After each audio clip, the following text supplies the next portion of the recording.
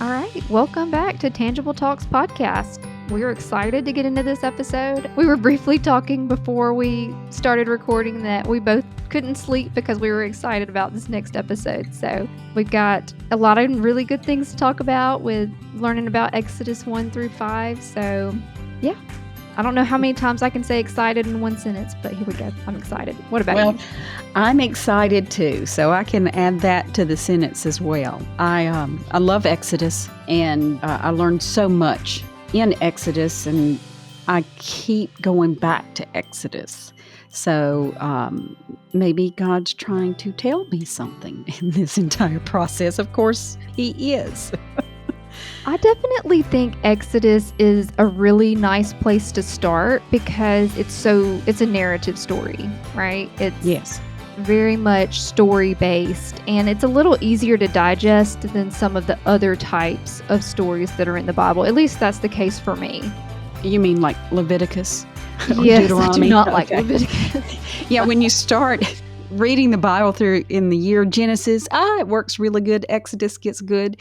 Then you got Leviticus.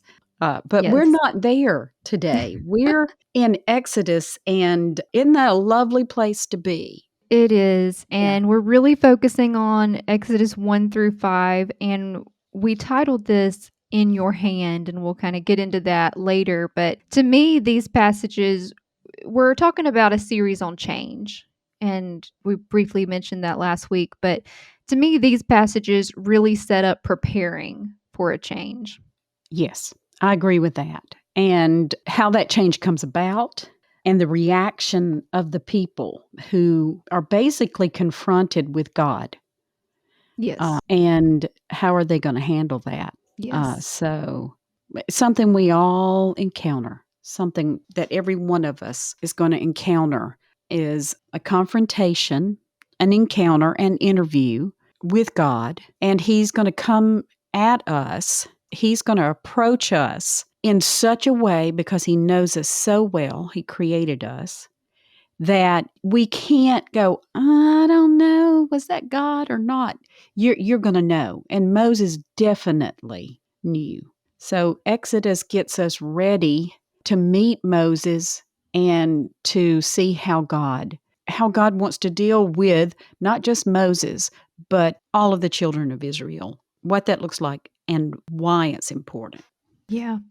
And I think something to think about when we're going through this, I know for me, particularly when I started reading the Bible, and just a little background, and I think I'd mentioned this to you probably multiple times throughout the past 5 years, but for whatever reason, reading scripture to me is hard. It is just something that I have not had a huge desire to do, and I think when I was reading through these 5, I had a thought, it's like, a lot of these stories are really extreme, and coming from a place of living in the United States, we are a very blessed society. You know, we really most of us, I should caveat, really don't have to suffer through a lot of pain in our everyday lives. I mean, we definitely experience pain and grief, and I don't want to discount that. But when you look at other parts of the world, and particularly back in history, we've got it pretty good. And sometimes these really extreme stories are not only off-putting, but a little hard to relate to. So I think they're extreme for a reason. And I want to keep a broader frame of mind open because people all over the world are experiencing very different experiences. And no matter what you're going through, I think these stories being a little extreme in nature, it even reaches people who are going through the most difficult and hardest obstacles that sometimes we can't even really imagine. I studied under Dr. Michael Heiser, and he helped so much with me understanding how to approach the Bible. The Bible was written, it was written thousands of years ago, and the society was nowhere near our society. And trying to put that into everyday language, if I tried to explain some terminology to my great grandmother today, she wouldn't understand that. Oh, just go online. Yeah, I just sent it to you. Just take a picture and message me. And it what? Yeah. Because she was born in 1888. There were cameras around, but not everybody had them. Take a picture and send it to me. She couldn't have Email. grasped that. An email, and now we get it. I get it. But there was before this big difference. Right. So sometimes you just need to put yourself into that situation. And if you do, it's great. Also, the Bible was never meant to be a science book. And you can't go into it trying to get it to fit you. You Mhm. need to fit into it. And so sometimes you'll look at the words. Sometimes you'll need to ponder on it. Sometimes you just need to expand on it. You need to walk around and talk about it just like what we're doing. Yeah. And so if you will embrace the weird stuff and realize it's the weird stuff's in there for a reason, and generally it's to get your attention. So let's jump in to Okay. Exodus. Okay. We want to kind of summarize Exodus 1 just a little bit. So Exodus 1 is talking about the children that went down, what their names were, and then who Pharaoh is. There was Yeah, a new Pharaoh who did not know Joseph and did not know what had gone on there. And the children of Israel are suffering persecution. Now, we don't necessarily have that here in the United States, but that does go on in other countries. for There's sure. there's these things, and here we are, thousands of years later, and the same thing's still going on. I think one thing that really stuck out to me that had never stuck out to me before reading this is, man, he's really letting them suffer. Like, what's going on with that? But then if you dive into the actual words, it says, "But the Israelites were fruitful and multiplied greatly and became exceedingly numerous." Yes, And even later, it mentions the more they were oppressed, the more they multiplied and spread. And my takeaway from that was, wow, even in the most awful circumstances, God can still be with you and blessing you, even yes. in those tumultuous times of life. And that was his promise to Abraham. He said, I will bless you. And he asked him to look up at the stars and said, can you count the stars? They're numerous, and that's how many children, that's how many descendants you're going to have. So we're seeing this fulfillment of the promise, but under very difficult situations. And sometimes in our lives, we're okay. That's not so bad. Nah, that's not so bad. And you will tolerate things, but when it gets oppressive, that's when you start praying.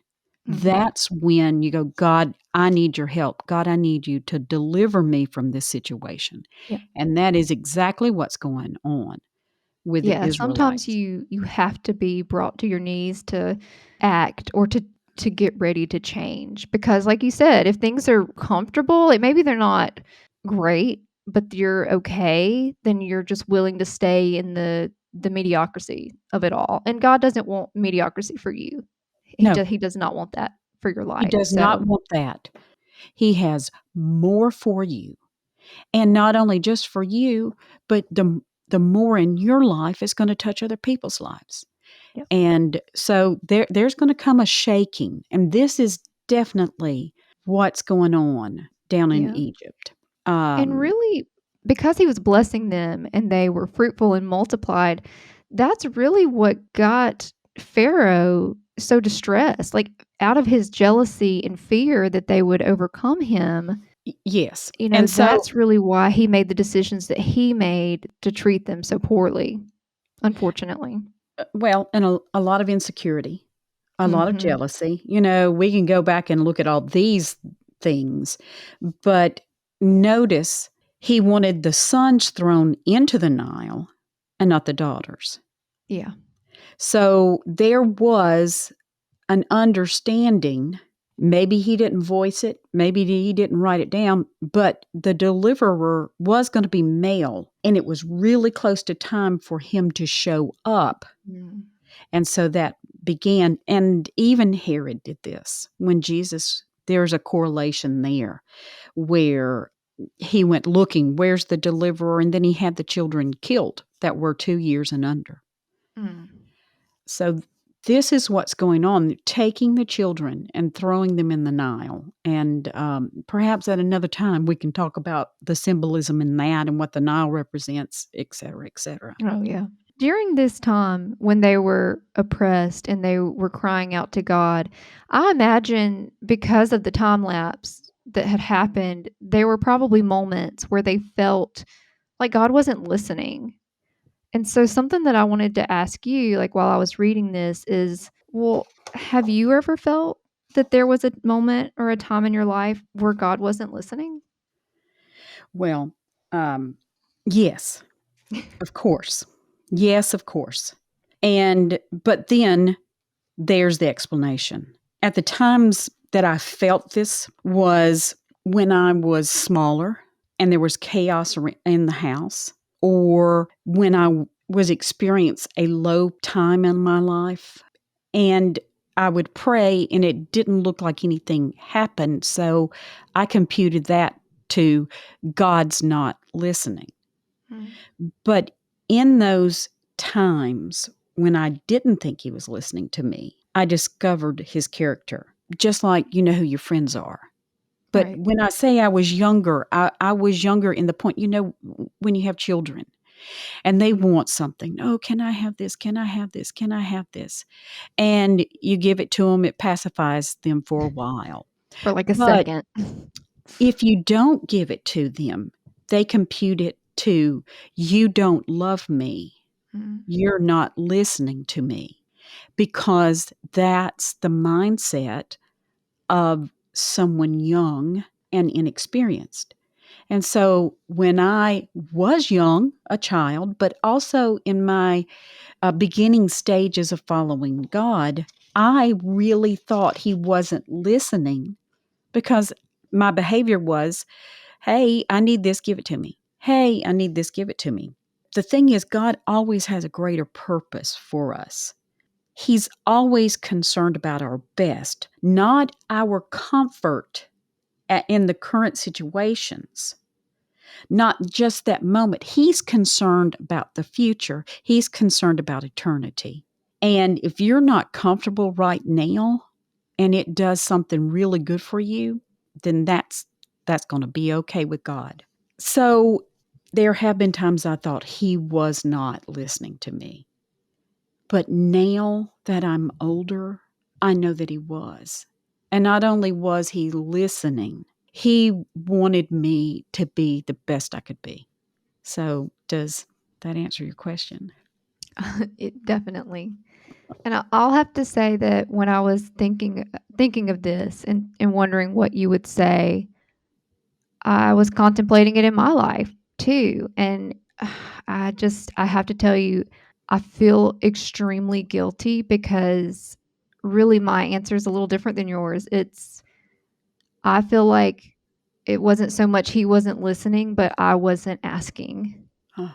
I think there have been have gone through periods of my life, particularly adult life, where I just get busy and wrapped up in my own thing, and I just kinda shut myself off from honestly, not even just God, but a lot of people in really busy seasons of my life. Like, when I was going through grad school, I just completely shut off a lot of relationships, and that's definitely not the best way to go about things because you want to surround yourself with people who support you and love you, and you need those to thrive. But I really feel like most of the time when it wasn't that God wasn't listening, it's just I wasn't even asking, I wasn't communicating, I wasn't seeking him. I was just trying to deal with it myself because I guess I think that I can, Well,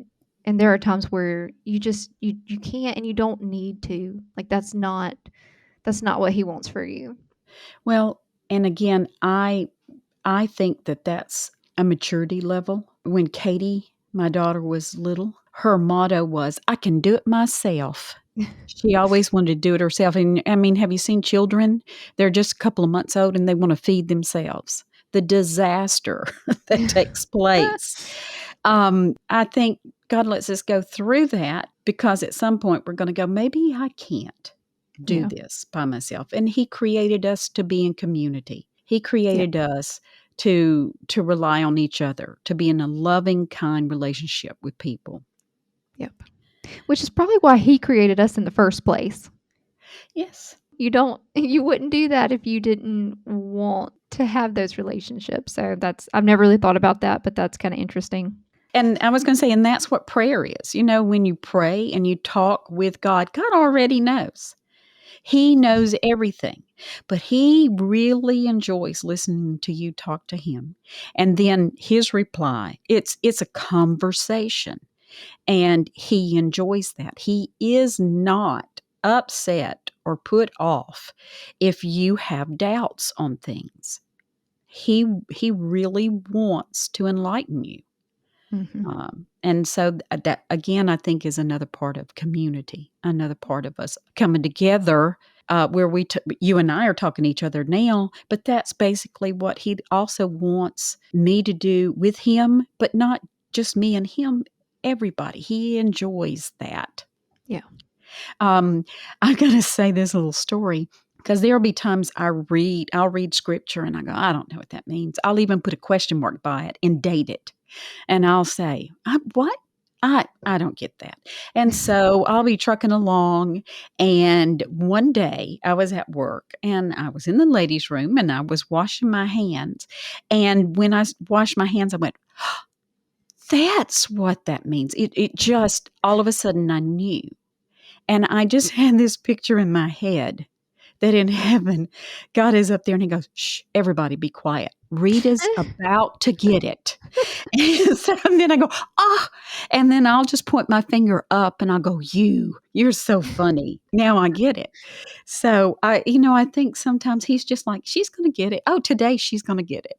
Everybody, you ready? Watch this. Now that's my little thing. I'm not saying that's the gospel, but that's kind of how I'm going, oh, so I finally got it, huh? Finally got that one. Or when you think you do and you're like, "Oh, yeah, I've got it." And then you realize months later, "No, I didn't." No, well, that maybe for that little short time, which is why the word is alive, is living, and what it means today is exactly what it means today. Yeah. But it will change. It's not necessarily it's alive. It's growing. It matures. So that's what the word is. Alright, so moving into Exodus 2, we have the birth of Moses. My main takeaways from this little section were, 1, you get to the history of Moses and the fact that he was born a Hebrew. I'll just say, like, reading this as a mother hits so differently than reading this before I was a mom because my daughter is my greatest asset. Like, I love her so much, and I can't imagine being forced in that situation, but my takeaway from this is sometimes you have to do really hard things in the best interest of your children because she gave him a chance. She gave him a Th- chance to live, and, thank goodness she did because look at what happened as a result. And there's so much happening here. I'm going to try not to get too deep or do Okay. things, okay? But the basket and doing the tar and all that, it relates back to Noah and the ark. Hmm. He was put in that ark and he was put on the water. Very similar to Noah. And once you study that, you'll see that pattern and you'll go, uh-oh, something's happening here. Okay, so there's that. The second thing is the mother noticed she already had two other children. This was her third. And I'm sure she did not want her child to die. Yeah. But of everything that was going on, there was something different and the timing. And I'm going to correlate this to you and I doing this podcast right now. Because you call me and there's something different. There's something I need to do. You paid attention. Your thoughts, your feelings were different. And that's something I think our listeners need to pay attention to. God's going to get your attention. And he got her attention. And then not only was he saved, he was put into the very place that were killing them. I mean, it was Yeah. Pharaoh's daughter, Pharaoh, the one who's having these children killed. The daughter brought him in. Of Yeah. course, and I mean, God can work around it. He can work around it and even turn your enemy into someone who protects you. And we can't see how important this is until we get the rest of the story. But just that entire part is pretty amazing. The sister was there. She said, "Hey, you want me to go Yeah. get somebody that'll feed the baby? Yeah, go get this baby. Okay, well, here's a woman who happened to be Yeah. the mother, and then she gets to keep her baby." And it worked out. Yeah. It will work out when it's God's plan. Yeah. And you got to listen, you got to pay attention, but in it, we see who the mother and the father are. They are coming from a particular tribe. Very important. Okay? So there's all these triggers that later on in other stories you go, "Oh, okay, I see." So I really wanted to bring up the part about Noah and the ark and all that. Yeah. Yeah, that's good. That's a good point. All right. So then we move on and Moses grows up. He flees to Midian. And I labeled this as Moses is a little Harry Potter-esque, which is probably a hot take or somebody wouldn't necessarily think of, but I think there are 3 examples of Moses interjecting when he sees injustice. And to me, being like a huge Harry Potter nerd, I was like, "Oh, that's kinda like Harry. He would definitely be a Gryffindor." And I think also throughout this, you really see that even though he was taken in by an Egyptian family, he still very much associates himself as a Hebrew, which is probably somewhat telling about his growing up life. I mean, what he experienced with his birth mother, those formative years still Mhm. carries on. Yeah. There's some people who probably get a bad knee-jerk reaction to the Harry Potter thing, but my goodness gracious, what great storytelling and analogy and symbolism, and I mean, there's so much you can glean from it. And this is one of those stories, and he grows up and he's torn. Yeah. Is he an Egyptian? Is he a Hebrew? But there's something in him, in his DNA, that wants justice. Yes. I think that's why he was chosen. I think Yeah. that's what God he knew that about Moses and that's why he was chosen to play out the role that he did because that was clearly so important to him because like I said you've got the 3 different instances of where he is intervening and stepping in to stand up for people and for what he felt was unjust. Yes. And then the reaction of the people that he was protecting was, "Huh, are you gonna Yeah. kill us too? You gonna do what you did?" And isn't that fun when people come at you with Yeah. those? "Who do you think you are? Who do you think you are?" Yeah. So Well, Moses fled. aren't those the digs that cut the deepest, the ones that are rooted in some truth that you believe? Right. Well, and I'm gonna probably say this a few times. This is one of my favorite sayings that I heard, and it is that rat poisoning is 99% cornmeal. You can eat it. It's 1% strychnine, and it's that 1% that will kill you every time. Mhm. And so there that that poison hit Moses, but he also knew if these people know about it, Pharaoh's going to know about it, and he's going to come after me and he's going to kill me. Yeah. And so he fled, and you think, well, so much for that one. I thought this guy was going to be the deliverer, and now he just ran away Mhm. because that's what it looks like at this moment, but it's not time. No, It's not time, but it's about to be. but it's about to be. And so Moses sees a burning bush. Mhm. It got his attention. God knows how to get our I think attention. his reaction is really strange, though. I just putting myself in his shoes, thinking about if I saw a burning bush and that burning bush was calling out to me, my response would not be, "Here I am." I think I would just run away. I would have ran. I would have been afraid and probably felt like I needed to take a nap. So his reaction, "Here I am," from the get go was pretty interesting. Yeah, but I think there's something to this. He was, "What is this?" There is something to this. And I think I mentioned to you when we were preparing for the podcast that you need to look at that word, the Hebrew word for bush. It's very similar to it takes you back to the Garden of Eden, to the tree of life, to the tree. And so, if you're someone that likes to dig deep, look at that. And so this voice calls, and he knows Moses. He knows who he is. It got Moses' attention, and a conversation is starting. Now, it's one of those things. Now, if I'd have known, I'm sure Moses was thinking, now, if I'd have known it was going to work out this way, I probably wouldn't have gone and looked at that bush Yeah. because his life is about to change. Dramatically, yes. hmm When you have an encounter with God, it is not so that you have goosebumps and warm fuzzies and have a story to tell. There is a purpose in it. And he has your attention, and you guys are about to have a conversation. And when you leave, you will not be the same. You may be very similar, but things are changing. And the way that you used to be will not be. That Moses on that mountain talking with God in the burning bush is not the same Moses when he gets to the mountain after going to Egypt and leading the children out. It's Moses, but it's not the same Moses. His Mhm. reactions are not the same. The encounter, when you encounter God and he starts dealing with you because he loves you, you will not be the same. And his purpose is that you have life and life abundantly. You're going to have to make a choice. Are you going to change? Moses had to make a choice.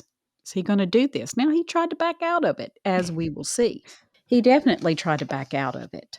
Oh, for sure, and I mean, I don't blame him. I relate to that, and when I felt I was being called to do this podcast with you, I mean, as I said last week, my first reaction was, "Yeah, I don't want to. That's fun, but no, I'm good." Yeah. That kinda leads me into thinking about, has there ever been moments in your life when God called you to do something, but you didn't answer? Or maybe you did eventually, but you didn't want to originally? Well, and again, the short answer is yes. There have been times when I know God is calling me to do something.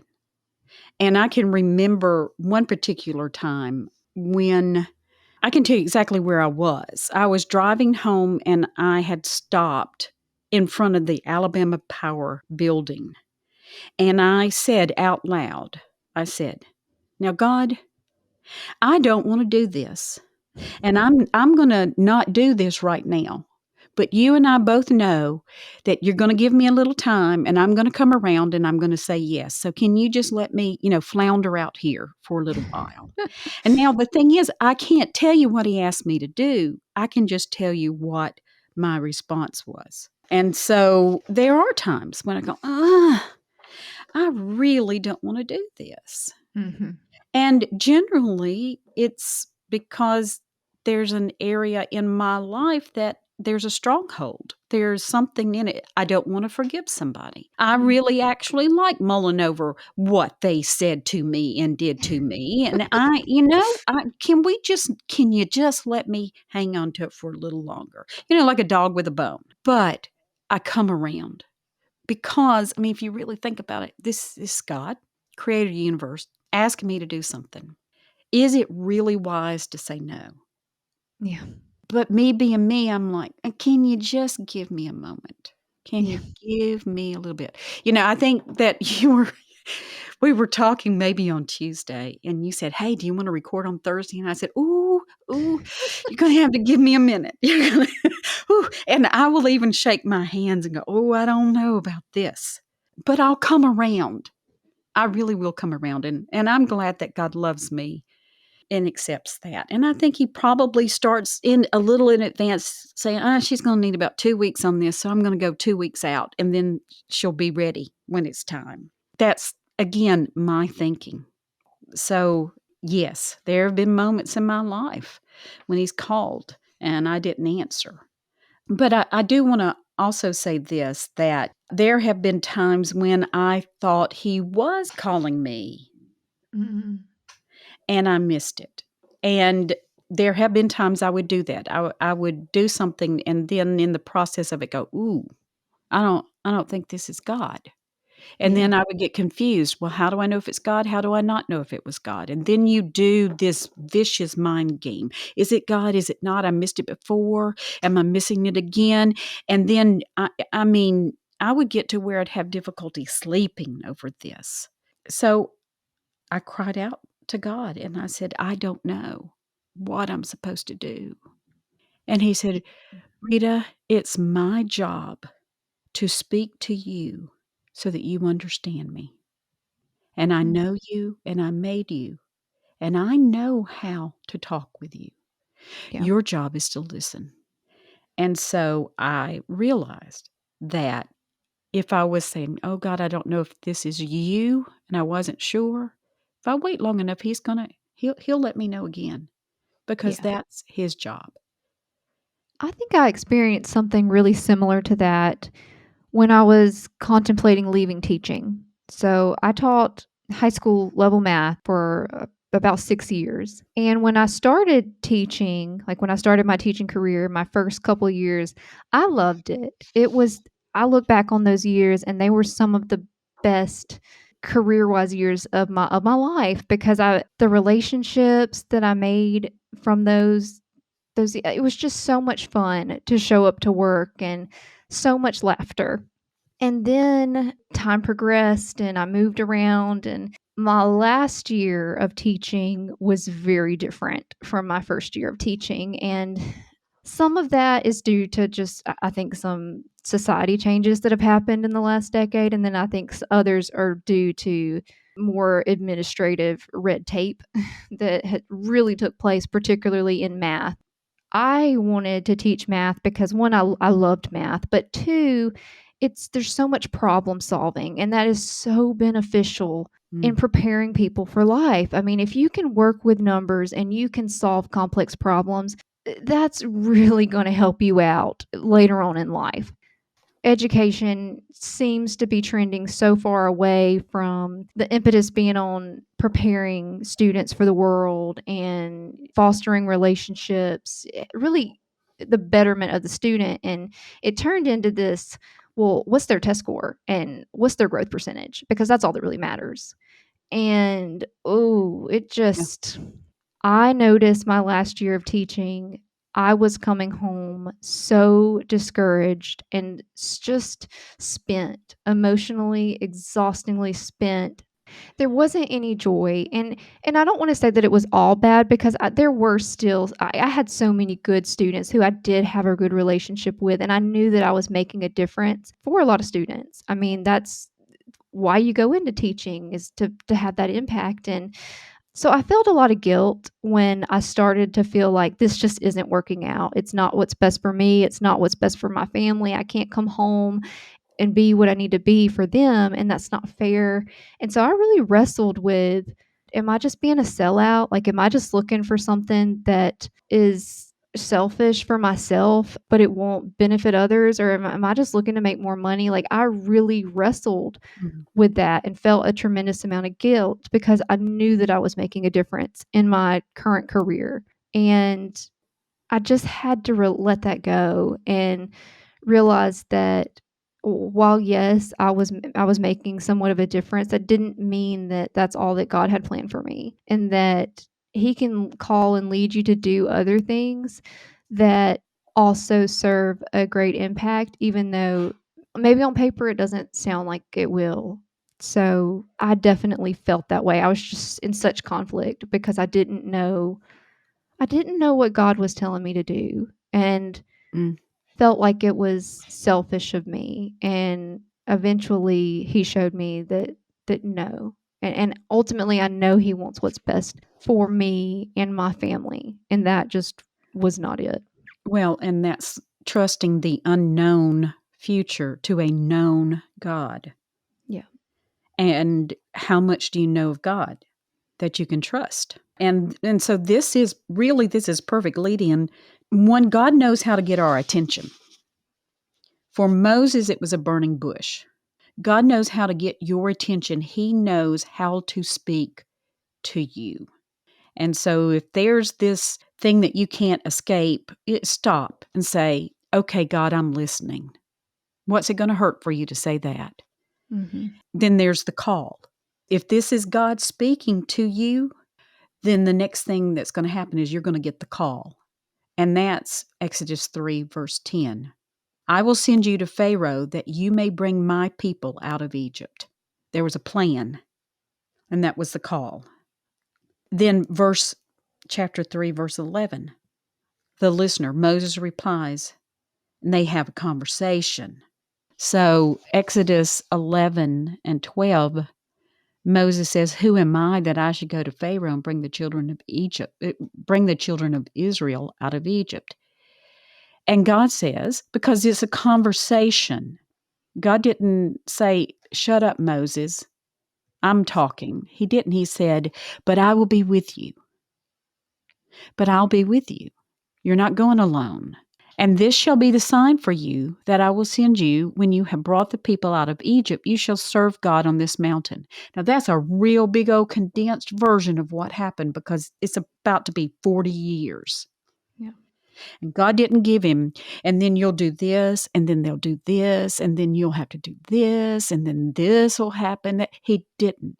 He's basically saying, I'm calling you. I made you for this. For this time, it's going to be good. Trust me. When you get through it, it's going to be really good. But not a whole lot of information. He tells him, and then Moses says, if I come, he starts making excuses. If I go to Mhm. the people, because I know these people, he's reminding me, hey, I know who these people are, and blah, blah, blah, blah, blah. And he starts making all these excuses. Yeah. And What if they God, don't believe me? right. And so God says, well, let me tell you who I am. Yeah, obviously, you don't know who you're talking to here. I am who I am. I am that I am. I'm it. There's not anybody above me. I've got this. Say this to the people of Israel. I am has sent you. I am Yahweh. Yeah. What do you need? I am that. You need a deliverer? I am that. You need a defender? I am that. You need comfort? I got that too. So God is having a conversation with Moses and saying, let me help you know who I am. And when God calls us and we have doubts, he says, let me show you who I am. In this process, Moses gets a really good understanding and sees God. Yeah. And it's kinda like God knew that Moses didn't fully get it, so then he says, "What's that in your hand?" Yeah, that's my favorite thing. That is one of my favorite scriptures. He's making all these excuses. I can't do this because of this. I can't do this because of this. And God said, what's in your hand? And Moses said, well, it's a staff. He said, I'll use that. I'll use that. And there have been difficult times in my life. This is life. It's going to happen. And when I'm faced with a really difficult situation, I go, now what's in my hand? And I want to give an example of that. When I did the interview with God, and Simon and Schuster, the Free Press, reached out to me and said, we'd like to put this in book form. And you're going to need a lawyer. And I was like, I don't know a lawyer. What kind of lawyer am I going to get? I don't really know. And so I went, okay, what do I have in my hand? And I had just finished a project at the university, and I'd used this piece of music, and I'd gotten permission. I reached out to this person and said, hey, I'm working on this project. I'd really like to use this music. Will it be okay? And they said, yeah, we think it'd be great. And so I reached back out to this person. I said, hey, Simon Schuster reached out to me, and he said, yeah, we saw you made our local newspaper. And I went, okay. And he said, I know this guy who just wrote this book, and there's a lawyer in town. I'll reach out to him and get him to get in touch with you." And they did. And he had all the knowledge I needed for this particular project. And I just had to pay attention to what was in my hand. God has already given you what you need. Pay attention to it. A lot of the times it's relationships. A lot of the times it's going to be, I think I need to go talk to this person and they'll help me. And you know what? That's a huge thing. So Moses had everything he needed to go to Egypt to lead a large number out. And God was with him and he had a stick. And later on, that stick was used the first time it turned to a snake. The second time it was Moses had it in his hand and he spread it out across the Nile and it turned to blood. And then another time it was raised and the sea parted. And then when they were going into the promised land, he held up his hands and the enemy was defeated. So we have what we need because God is with us and he has already provided it. Yeah, and going back to that relationship component that you mentioned, he says that Moses, that is, he says that, God, I'm slow of speech and tongue, continuing with his excuses. And he's like, well, your brother Aaron, he's well spoken. I will provide the words for you to use through him. And I think that again just reiterates that he's putting people in your life with these gifts. And I think everybody has their own unique set of gifts that if we just stop and we take ourselves out of the rat race for one moment, we can get so spiraled into what's going on day to day. But if you just remove yourself from that and take a selfless view of life, you take your gifts and your skill set, and then you combine that with someone that you know who's got a skill set that you don't have. You just compound that on each other. Like, you can make such a tremendous difference and have such a tremendous impact. And I think that we all need to utilize, and I don't mean use people, but I mean really lean into our strengths, but also lean on others who are given gifts and strengths that we don't have. Yes, and I think this is my interpretation of it. I think God wanted to include Aaron all the time, and the conversation came around to it. God didn't have any problems with Moses questioning him and talking with him. It's when we completely disrespect God and go, there's no God. He's not concerned with that. That comes from a different place than where Moses was coming from. And it comes from a different place when we say, God, I really don't know. I don't have the equipment. The bandwidth's not too good. What kind of software are we going to use? He doesn't have problems with that because he'll reveal it. Once we set foot on the path, once you go, okay, and you put your foot on that path and you start, then everything comes to you. Yeah. And that happened to Moses. Aaron came out and met him. Yeah.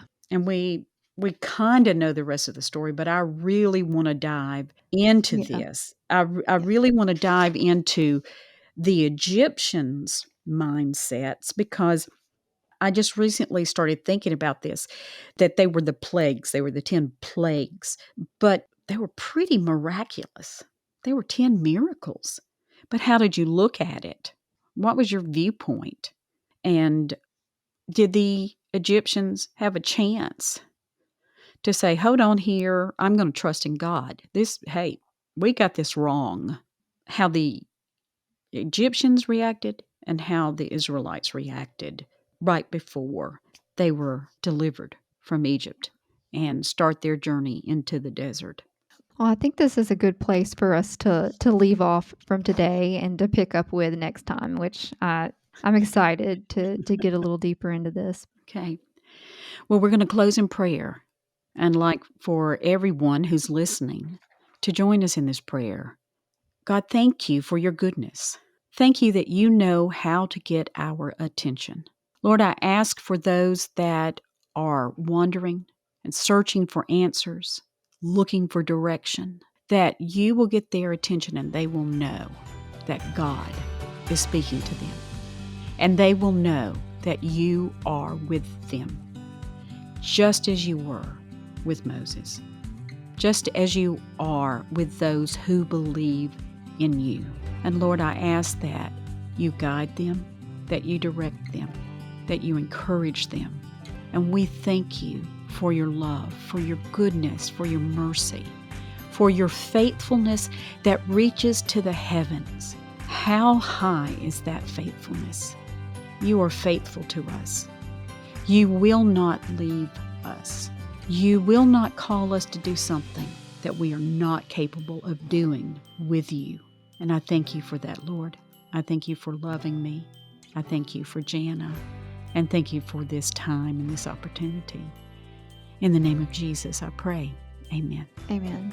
And we just want to thank you all for choosing to go on this journey with us as we are exploring change and seeing how that's revealed through Exodus and Moses' story. So we look forward to getting back here next week and diving into it a little deeper. And we hope to talk with you next week.